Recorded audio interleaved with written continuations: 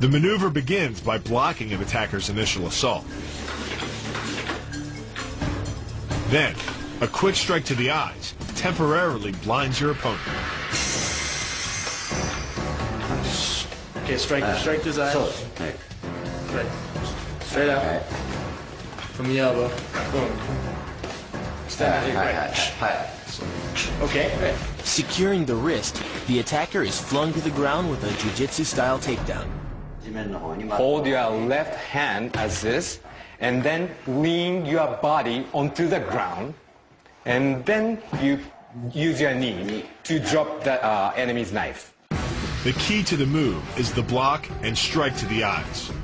The block and strike disrupt his concentration, allowing you to take control of his attacking arm.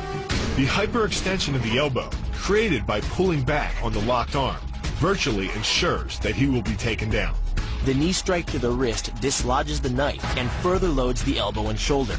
The technique can easily result in damage to the elbow joint, the tendons of the rotator cuff, or even a broken arm. So, Sensei taught us a vicious attack called Ude Gatami. The move begins with 2 swift blocks to the inside of an opponent's arm. Okay, so when Bill's coming in, I'm using my knuckles to strike his joint. Exactly. Then, locking the left arm, you pull the opponent to the ground. Do I have to use my foot on him at all, or do I just pull up? Sink your body weight lower, and just because of how hard it's going to be to torque that shoulder, you just sink back and take his balance away. The key to this move is turning your opponent's lower arm into a lever. By grabbing his arm during the initial attack, you set up the lever such that direct loading to his elbow joint is achieved. Once the elbow is locked and loaded, you can pull a much heavier opponent off balance by simply lowering your center of weight.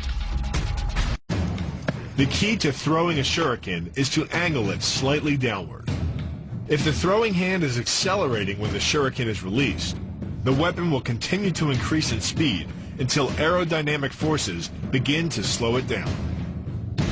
With practice, the ninja can hit his intended target from distances as great as 45 feet.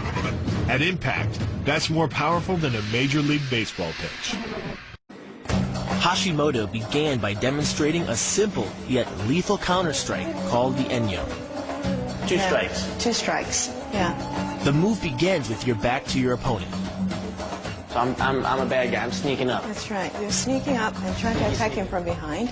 Though it may seem like magic, a trained ninja can actually sense an opponent approaching from behind.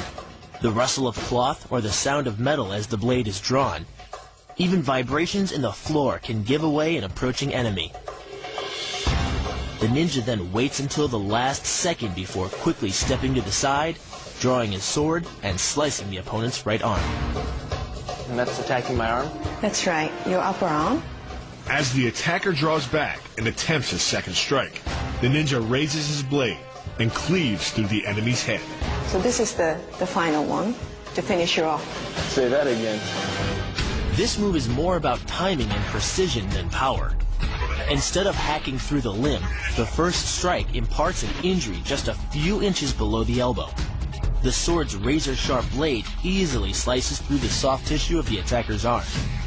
This opens up his defense and provides the ninja a clean opportunity to deliver the kill stroke, a powerful shot to the top of his head.